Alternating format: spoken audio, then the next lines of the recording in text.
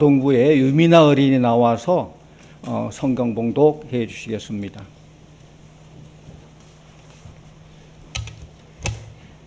내가 오늘 명하는 모든 명령을 너희는 지켜 행하라. 그리하면 너희가 살고 번성하고 여호와께서 너희의 조상들에게 맹세하신 땅에 들어가서 그것을 차지하리라. 내 하나님 여호와께서 이 40년 동안에 내게 광야 길을 걷게 하신 것을 기억하라. 이는 너를 낮추시며 너를 시험하사 내 마음이 어떠한지 그 명령을 지키는지 지키지 않는지 알려 하심이라.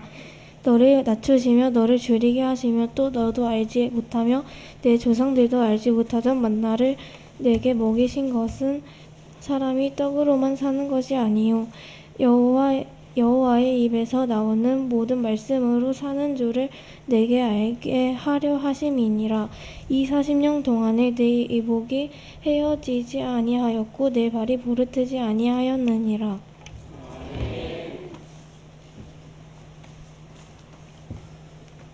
할렐루야 찬양대의 찬양이 있겠습니다.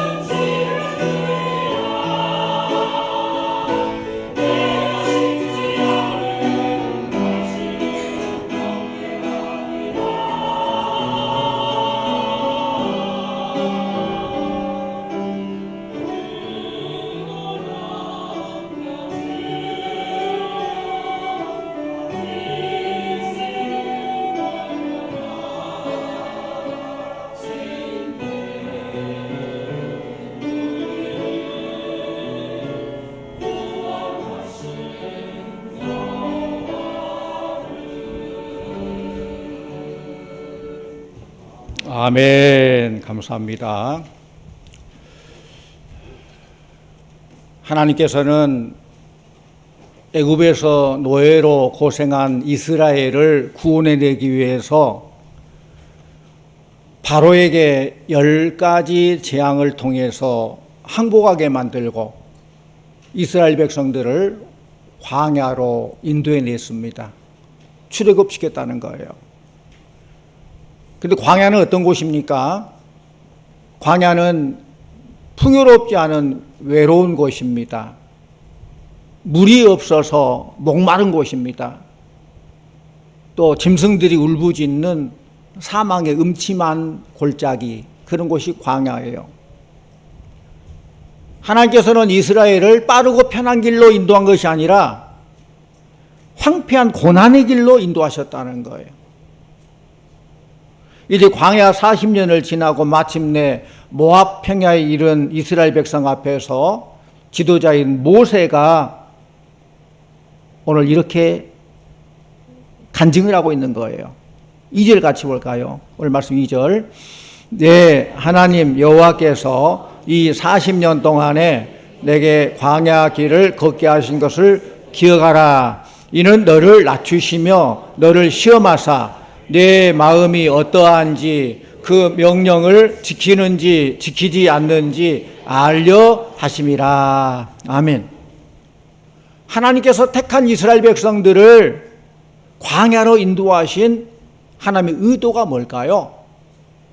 쉽고 편한 길, 빠른 길로도 인도할 수 있는데 말씀드린 것처럼 외롭고 목마르고 짐승들의 위협에 노출되어 있고 참 힘든 광야로 인도한 이유가 뭘까? 자기 백성을 광야 길로 인도하여 하나님은 오늘도 자기의 백성들, 우리 성도들을 영적 광야 길로 인도하시는 줄로 믿습니다. 영적 광야 길로 인도하셔요. 이스라엘을 광야의 길로 인도하신 목적이 뭘까? 우리들을 고난의 길로 인도하신 주님의 의도가 무엇일까? 이걸 우리가 발견하면서 함께 은혜 받고 위로받고 힘을 얻는 귀한 시간이 되기를 원합니다. 첫째로는 우리를 고난의 길로 인도하신 주님의 의도는 우리를 낮추셔서 세상 교만을 제거하기 위함이에요. 하나님께서 이스라엘 백성을 빠르고 편한 길이 아닌 광야 길로 인도하신 것은 그들을 낮추기 위함이다 라고 했어요. 낮추다는 말은 고통스럽게 하다, 그런 뜻이 있어요. 고통스럽게 해서 광야 생활의 고통과 결핍을 통해서 이스라엘 백성들 하여금 하나님의 도움의 필요성을 느끼게 한다는 거예요. 하나님을 의존하려 하는 그런 하나님의 선하신 의도를 가지고 있다는 것입니다. 모든 일이 순조롭게 잘 되면 처음에는 감사해요. 아, 감사하다. 그런데 나중에 오래되면 교만하게 돼요. 당연히 그런 것처럼, 자기가 잘나서 그런 것처럼. 그게 우리 인간이에요. 성도 여러분, 이스라엘 백성이 광야로 이끌림 받은 것은 그 속에 뿌리 내리고 있는 세상의 교만과 하나님이 어디 있느냐 하는 그런 생각들을 뽑아내기 위한 과정이에요. 낮추기 위함이란 말은 세상의 교만을 제거하기 위함이다, 그런 뜻이었어요. 이스라엘은 광야 고난을 통해서 하나님 의지하는 걸 배웠어요. 아, 하나님 의지해야 되겠구나. 하나님 의지하지 않고는 죽겠구나. 그걸 배우게 된다는 거예요. 그들은 매일 아침에 하늘에서 내려주시는 생명의 떡인 뭘 먹습니까? 만나를 먹죠. 하나님께서 신령한 양식, 생명의 떡인 만나를 주시면서 하나님께서 도와주시는데 그들이 그런 하나님의 손길을 체험하면서 감사하죠. 아, 하나님께 주시지 않으면 우리가 굶어 죽겠는데 하나님께서 이렇게 만나를 주시구나. 또 물을 주시구나. 고기 먹고 싶다 하니까 메추라기를 주시는구나. 그들이 그걸 경험한다는 거예요. 기적의 음식인 생명의 떡을 먹는 자가 어떻게 교만할 수 있겠어요? 그러나 이스라엘의 교만은 쉽게 뿌리 뽑기 쉽지 않아요. 하나님의 눈에 비친 이스라엘은 낮추지 않으면 안 되는 사람들이에요. 여러분, 오뚜기 알죠? 오뚜기. 오뚜기가 왜 넘어지지 않고 서 있습니까? 우리 아동부? 오뚜기 알죠? 어떻게 왜 서 있어요? 안 넘어지고? 그렇죠. 무게란 말만 나와도 맞아요. 무게 중심이 아래에 있기 때문에 그래요. 무게 중심이 위에 있으면 넘어져 버리는데 밑에 아래에 있어요. 넘어뜨려도 다시 일어서요. 무게 중심이 낮춰져 있기 때문에. 출애굽기 32장 9절 말씀 보면은 내가 이 백성을 보니 목이 뻣뻣한 백성이로다.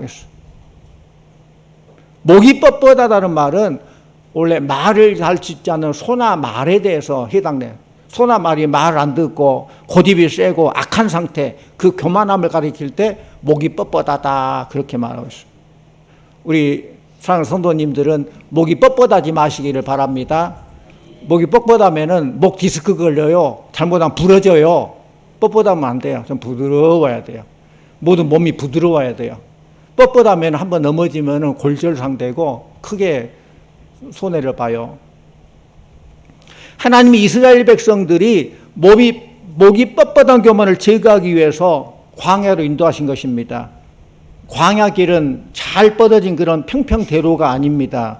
건조하고 흙먼지가 풀풀 나고 죽음이 있는 곳입니다. 그러나 이 길은 약속의 땅인 가나안으로 가기 위한 과정의 길이에요. 그 길이 목적이 아니라 그 길은 가나안을 향해서 거쳐야 되는 과정이라는 거예요. 하나님은 천국 가기 위해서 우리 세상에서 얻은 모든 자랑거리를 벗어버리고 천국 가야 된다는 것을 우리에게 가르쳐주기 원하는, 천국 가려면은 이런 어려움도 있지만은 그러나 천국의 소망 가운데서 모든 어려움을 이기고 나가야 된다라는 것을 말해주고 있어요. 우리는 지금 영적 광야 길을 걷고 있고 영의 양식인 하나님의 말씀 생명의 떡을 먹고 살고 있습니다. 광야길에서 주님으로부터 생명의 떡을 먹는 자는 세상 교만을 버리고 자신을 낮추어서 주님만을 의지해야 됩니다. 주님은 우리의 겸손을 보기를 원하십니다. 마태복음 11장 29절 말씀 보면은 나는 마음이 온유하고 겸손하니 나의 멍에를 메고 내게 배우라. 우리 주님의 말씀이에요. 우리 예수님이 겸손한데 우리가 교만할 필요가 있습니까? 주님이 겸손한데. 우리는 이스라엘에게 주신 이 교훈의 말씀을 잘 새겨드려야 돼요. 하나님께서 40년 동안의 광야길을 걷게 하신 것을 기억하라라고 했어요. 이스라엘은 목이 뻣뻣한 강팍한 백성이었습니다. 수시로 자기 뜻대로 행하려고 하고 하나님 앞에서 교만했습니다. 그런 그들이었기에 하나님께서는 몇 달이면 갈 수 있는 그 길을 가나안 땅을 향해서 40년 동안이나 광야길을 걷게 했다는 거예요. 훈련 기간이 길었다는 거예요. 빨리 순종하고 빨리 말씀대로 잘했으면 훈련 기간이 짧을 건데 목이 뻣뻣하고 늘 교만하고 그렇기 때문에 그걸 고치려고 더 많은 훈련이 필요해서 40년 동안의 훈련 기간, 광야라는 훈련소에서 그들을 훈련시키고 연단했다는 것입니다. 이스라엘은 이어 적음이 없는 결과를 스스로 다 자초한 거예요. 우리 말씀 한 절 보기 원합니다. 이사야 57장 15절 말씀. 이사야 57장 15절 같이 봅니다. 지극히 존귀하며 영원히 거하시며 거룩하다 이름하는 이가 이와 같이 말씀하시되 내가 높고 거룩한 곳에 있으며 또한 통회하고 마음이 겸손한 자와 함께 있나니 이는 겸손한 자의 영을 소생시키며 통회한 자의 마음을 소생시키려 함이라. 아멘. 그렇습니다. 하나님은 마음이 겸손한 자와 함께 한다고 그랬어요. 겸손한 자의 영을 소생시킨다고 했어요. 사랑하는 우리 성도님들 모두가 다 겸손하기를 원합니다. 하나님을 대할 때는 물론이고 사람을 대할 때에도 겸손해야 돼요. 또 두 번째로 우리를 고난의 길로 인도하신 주님의 의도는 더 큰 복을 주시기 위해서 시험한다는 거예요. 말씀을 잘 지키는지 안 지키는지 시험하는 거예요. 하나님께서 이스라엘을 광야로 인도하신 목적은 그들을 시험해서 그들의 마음을 보기를 원하는 거예요. 시험을 안 해보면 그들의 마음을 잘 알지 못해요. 시험을 딱 해보니까 마음이 드러나게 된 거예요. 하나님은 우리가 어떤 일을 행동하기 전에 우리의 마음이 하나님을 향해 있는지 그렇지 않는지 자기 맘대로 하는지 하나님을 의지하는지 그걸 보기를 원하신다는 거예요. 하나님께서 우리를 시험하신 것은 우리에게 이 모든 것들을 잘 통과하면은 더 큰 복을 주시기 위해서 시험한다는 것입니다. 시험에는 두 가지가 있어요. 마귀로부터 오는 시험과 하나님으로부터 오는 시험이 있어요. 마귀로부터 오는 시험은 하나님의 자녀들을 미혹하여서 우리의 영혼을 빼앗아가려고, 우리를 망하게 하려고 마귀가 우리를 시험해요. 예를 들면은 가룟 유다의 마음에 사탄이 들어간 것은 가룟 유다를 시험해서 복주려고가 아니라 가룟 유다의 영혼을 빼앗고 그를 망하게 하기 위해서 사탄이 그를 시험한다는 거예요. 사탄이 주는 시험은 그 시험 당한 자에게 아무 유익이 없습니다. 유익이 없어요. 그러나 하나님으로부터 오는 시험은 하나님께서 더 귀하게 크게 쓰시려고 시험한 거예요. 이거 축복의 시험, 축복의 시험. 예를 들면은 아브라함을 보면은 하나님은 아브라함이 하나님을 얼마나 사랑하는지 시험하기를 원하셨어요. 독자 이삭을 번제로 바치라는 하나님의 시험에 아브라함은 말없이 순종하잖아요. 그래서 천하 만민이 그로 인해 복을 받게 되는 믿음의 조상이라는 영광스러운 칭호를 얻게 돼요. 이삭을 바치므로 너는 천하 만민이 너를 통해서 복을 받을 것이다. 너는 믿음의 조상이다. 이처럼 하나님으로부터 오는 시험은 우리를 더 믿음의 사람으로 만들고 더 큰 복을 주기 위한 그런 시험이라는 것입니다. 우리는 예수 그리스도의 피공로로 하나님의 자녀가 되었지만은 마귀의 시험에 늘 노출되어 있어요. 마귀가 주는 시험은 우리를 망하게 하는 시험이기 때문에 물리쳐야 될 줄로 믿습니다. 마귀 시험은 물리쳐야 돼요. 하나님의 시험은 당당히 순종해서 합격해야 되고, 주기도문에서 시험에 들게 하지 마옵소서, 이것은 마귀가 주는 시험에 들지 말라는 거예요. 물리치라는 거예요. 하나님께 주신 시험은 기쁨으로 잘 감당해서 하나님께서 합격! 그래서 내가 더 큰 복을 주겠다. 그런 복을 누려야 될 줄로 믿습니다. 우리는 예수 그리스도의 은혜로 하나님의 자녀가 되었어요. 그러나 하나님께서는 우리를 더 순금같이 더 쓰시려고 우리를 사람 되게 하려고 연단시키고 때로는 우리를 광야 고난의 길로 인도하신다는 것입니다. 그러므로 하나님의 시험이 올 때에 겸손히 하나님을 의지하고 주의 도우심을 간구하시기 바랍니다. 주님은 늘 주의 도우심을 간구하는 자들에게 큰 복을 주시고 그들의 삶을 책임주셔요. 이스라엘 백성은 광야 40년을 지나오면서 오히려 하나님을 시험하다가 멸망당하잖아요. 사도 바울은 이런 역사를 들어서 고린도 교회 성도들에게 교훈해요. 우리 말씀 한 군데 더 봅니다. 고린도전서 10장 9절. 고린도전서 10장 9절 같이 봅니다. 그들 가운데 어떤 사람들이 주를 시험하다가 뱀에게 멸망하였나니 우리는 그와 같이 시험하지 말자. 하나님을 시험하면 안 되는 거예요. 여기 시험하다는 것은 하나님이 능력이 있는가? 하나님의 선하신가? 하나님의 지혜가 있는가? 그런 것들을 알아보려고 인간의 생각으로 시험한다는 것입니다. 이스라엘 백성들은 하나님을 시험했습니다. 광야에서 죄를 지으면 하나님께서 벌을 주실까? 하나님은 과연 우리를 구원할 수 있는 능력이 있을까? 이걸 시험하는 거예요. 하나님을 시험한 것은 인간이 범할 수 있는 가장 큰 죄예요. 고린도 교회 교인들은 이스라엘이 하나님을 시험한 것 같이 율법으로부터 자유함을 얻었어요. 우리 예수님께서 율법으로 자유함을 주셨어요. 율법을 다 이루셨어요. 그런데 그들은 그 자유함을 가지고 또 하나님을 시험한다는 거예요. 그래서 사도 바울이 고린도 교인들에게 하나님 시험하지 말라. 이스라엘 백성들에게 시험하다가 망하지 않았느냐. 너희들은 그를 교훈 삼아서 하나님 시험하지 말고 말씀대로 믿고 순종해 나아가야 된다. 이걸 가르쳐주는 거예요. 하나님께서 자기들을 우상숭배 죄에 빠지지 않도록 구원할 수 있는지를 시험하였고 죄를 범했다고 할지라도 용서하고 다시 세워주는 그분인지 아닌지를 시험했습니다. 사도 바울은 고린도 교인들의 이런 상태를 경고하면서 우리는 이스라엘과 같이 시험해서는 안 되겠다라는 것을 말해주고 있어요. 성도님들, 오직 생명의 떡을 먹은 우리는 우리를 부르신 하나님 앞에서 하나님의 명령을 기쁨으로 순종하는 우리 성도들 다 돼야 될 줄로 믿습니다.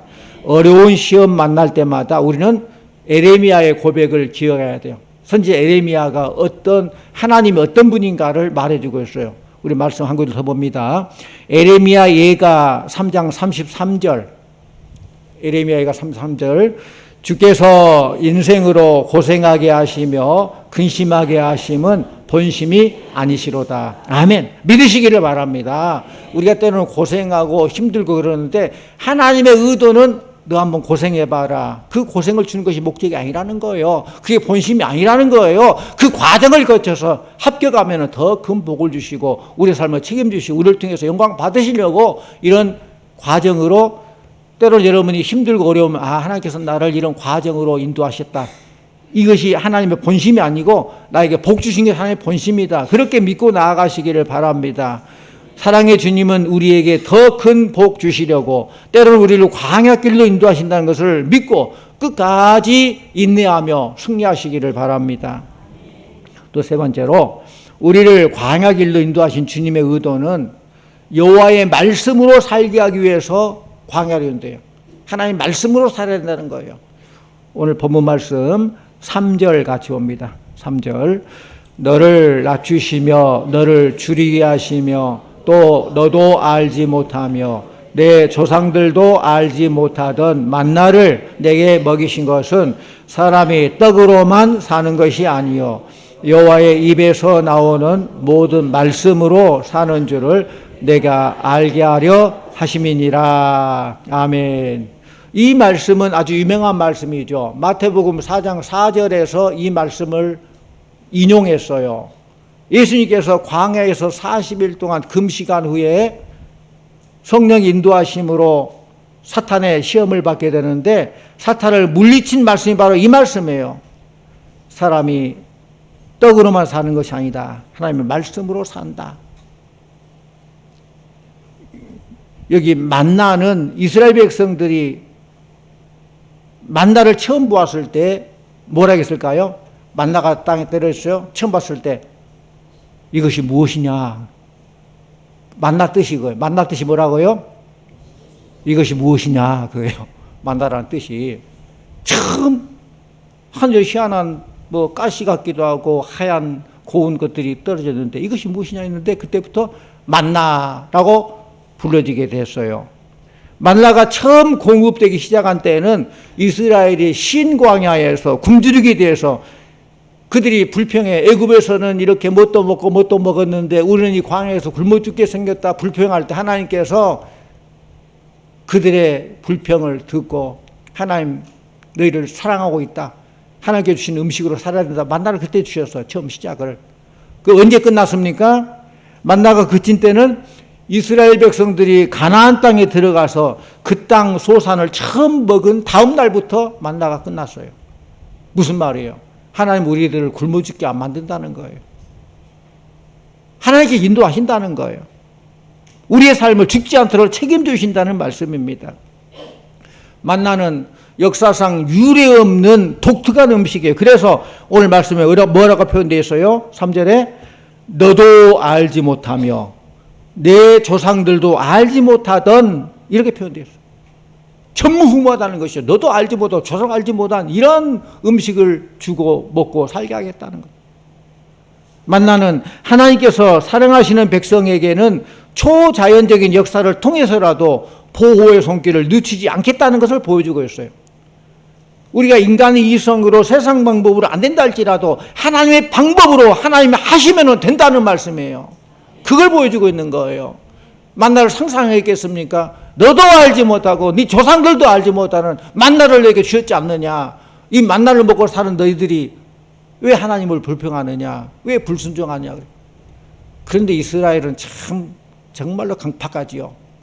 먹을 때 다르고 또 불평이 또 계속돼요. 그게 우리의 인간일 것 같아요. 모든 거 잘 되면 좋은데 거의 계속 항상 좋게 그 감사가 유지되지 않아요. 또 불평하고 또 그거 채워주면 또 불평하고 그게 인생 같아요. 이스라엘 백성들은 우리가 상관없는 것들이 아니라 그들의 삶을 통해서 우리의 모습을 비춰볼 수 있는 거예요. 이처럼 40년간이나 초자연적인 음식을 먹은 하나님의 목적이 뭐냐? 그 목적이 3절에 나온 것처럼 너를 낮추시며 너를 줄이게 하시며 이런 만나를 내게 먹여서 사람이 떡으로만 사는 것이 아니요 여호와 입에서 나오는 모든 말씀으로 사는 줄을 너로 알게 하려 하심이라 그랬어요. 여기는 설명이 필요합니다. 여기 나온 떡은 우리가 먹는 밥이라고 해석하면 돼. 밥. 사람이 밥만 먹고 사는 것이 아니라 하나님 말씀으로 살아야 된다는 거예요. 물론 사람이 하나님 말씀만 가지고 밥 안 먹고 살 수 있어요? 살 수 없어요. 하나님의 양식인 말씀도 봐야 되지만은 육신이 건강 위해서는 밥도 잘 먹어야 돼. 편식하지 않고 골고루 영양소 있게 잘 먹어야 돼요. 사람이 밥 없이 하나님 말씀으로만 살 수 있다라고 이걸 해석해 버리면은 잘못된 해석이에요.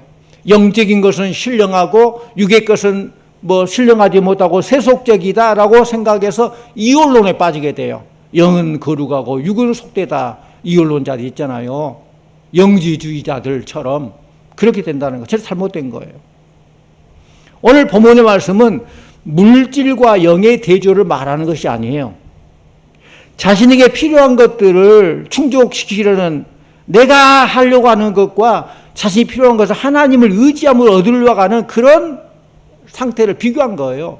내가 모든 거 다 해보려고 하나님 없는 것처럼 무시하고 내가 앞서 사는 것하고 하나님을 의지하며 바라보며 하나님의 도움을 구하고 겸손하게 나아가는 그런 모습을 비교한다는 것이죠. 성도님들, 하나님을 의존하며 사는 사람은 항상 하나님과 동행하며 하나님 말씀에 귀를 기울이는 것입니다. 이런 사람은 주님으로부터 나오는 말씀을 한마디 놓치지 않고 순종하는 자세로 살게 됩니다. 이런 사람은 자신의 필요에 대해서 염려하지 않고 주님으로부터 채움받으며 살게 돼요. 주님으로부터 채움받고 또 감사하고 주님 감사합니다. 내 잔이 넘칩니다. 감사합니다. 하나님께서는 감사한 자들에게 더 감사할 수 있어요. 더 많은 것들을 주신다는 것이죠. 하나님의 말씀을 붙잡고 사모한 자에게는 하나님의 공급하심이 끊이지 않는다는 것입니다. 사람이 자기 스스로 자신의 필요를 채우려 할 때는 쉽게 스스로 일하다가 스스로 지치게 되지만은 하나님을 의지할 때는 어떠한 어려운 상황도 이겨내고 궁극적으로 생명을 얻게 되는 것입니다. 우리 그리스도인들 가운데도 그런 경우 있죠. 많은 사람들이 물질이 풍부해지고 좋은 직장을 가지거나 사업에 성공을 거두고 나면은 삶의 목적이 바로 거기에 머물러 버린 경우가 있어요. 그것이 수단이 돼야 되는데 하나님께 영광 돌리기 위한 수단으로 돈도 많이 벌고 명예도 좀 있고 권력도 가지고 그래서 하나님 영광을 돌려드려야 되는데 어린도 이르게 되면 그것이 목적이 되어버려가지고 오히려 목적과 수단이 뒤바뀌게 되는 그런 경우가 많다는 것입니다.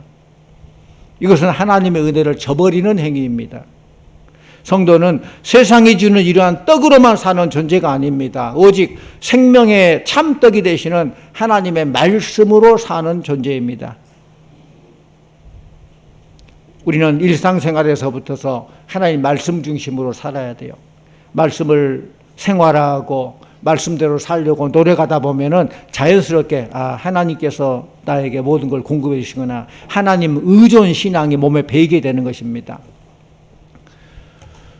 어느 젊은 집사님 부부가 부부싸움을 했습니다. 우리 성도님들 부부싸움 하면 돼요, 안 돼요? 안 돼요? 근데 하게 돼요, 안 하게 돼요?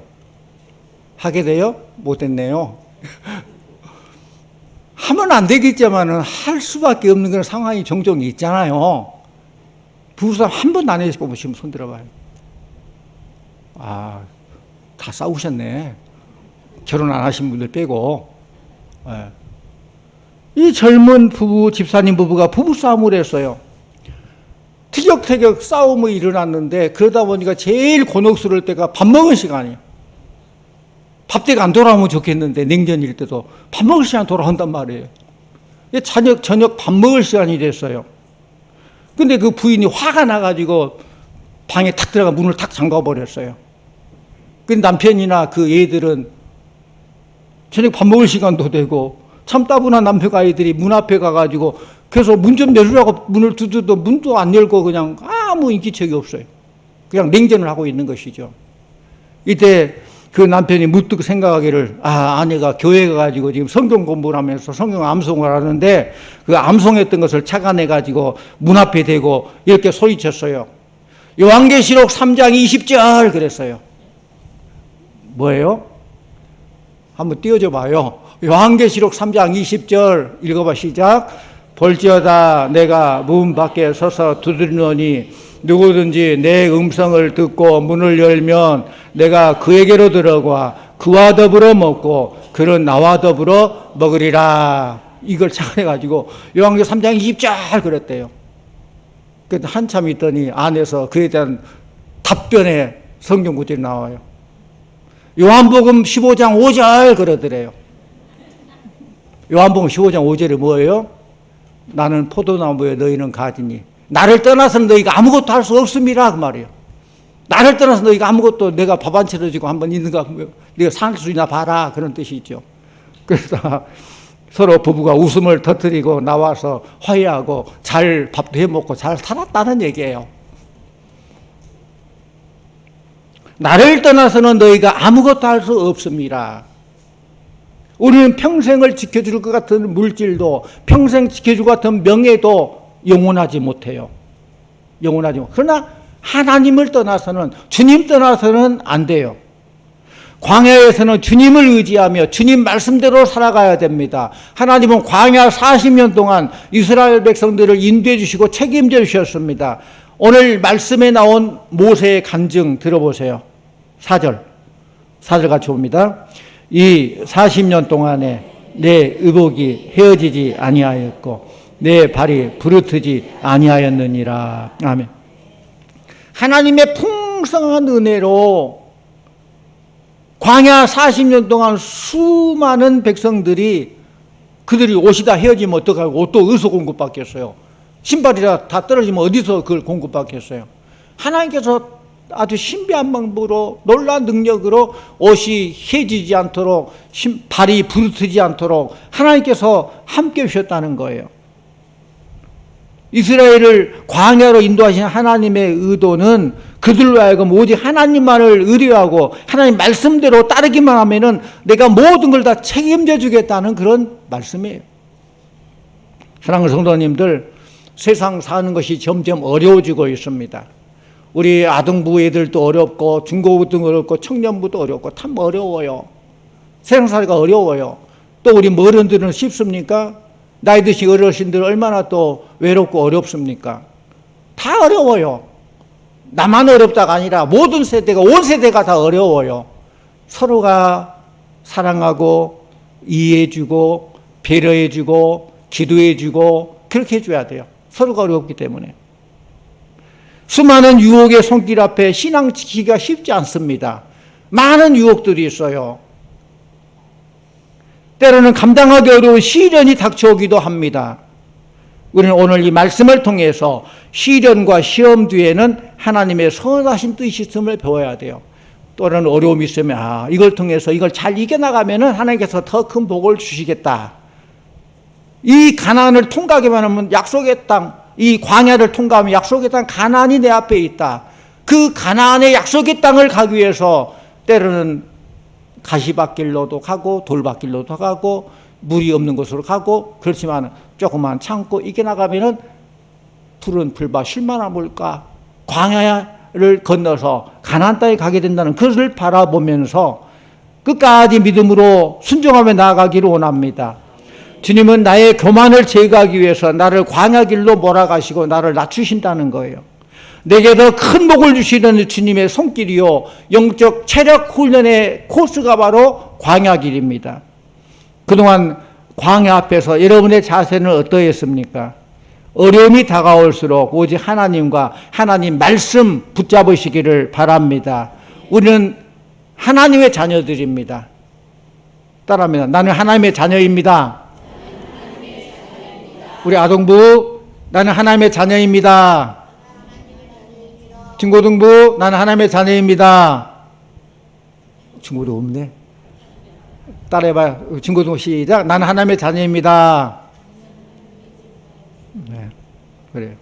당당하게 자녀는 얼마나 세상에서 끝 빠지는 사람 자녀만 돼도 막 목에 힘주고 빳빳해지잖아요. 근데 우리는 그게 아니라 하나님의 자녀로서의 당당함이 있어요. 나 같은 죄인을 살려주시고 자녀 삼아주시고 얼마나 감사해요. 그래서 나는 하나님의 자녀다라는 그 정체를 결코 잊지 마시길 바랍니다. 때는 힘들어도 하나님께서 자녀를 더 잘 훈련시켜서, 부모들 그러잖아요. 자녀를 더 이렇게 훈련시키고 잘해서 더 크게 키우려고 때로는 어렵고 힘든 과정도 거쳐요. 그래서 더 연단시키는 거예요. 나는 하나님의 자녀라는 것을 결코 잊지 말고, 하나님의 자녀는 세상이 주는 떡만 먹고 사는 자가 아니에요. 생명의 떡인 말씀을 먹고 사는 자들이에요. 생명의 떡을 먹는다는 것은 하나님의 말씀대로 살겠다는 고백이요 결단입니다. 이 은혜가 우리 성도님들 위해, 우리 모든 온 세대 위에 늘 함께 하시기를 간절히 축원합니다. 기도하십시다. 하나님 아버지, 우리를 푸른 풀밭 쉴만한 물가로 인도해 주신 것 감사드립니다. 때로는 우리를 광야로 인도하심도 감사드립니다. 우리를 낮추시고 시험하여 더 크게 사용하실 줄로 믿습니다. 광야의 삶 속에서 오직 하나님만 의지하게 하여 주시옵시고, 하나님 주신 양식으로 배부르게 하여 주시고, 끝까지 믿음의 길을 걸어서 승리하게 하여 주시옵소서. 예수님 이름으로 기도하옵나이다. 아멘.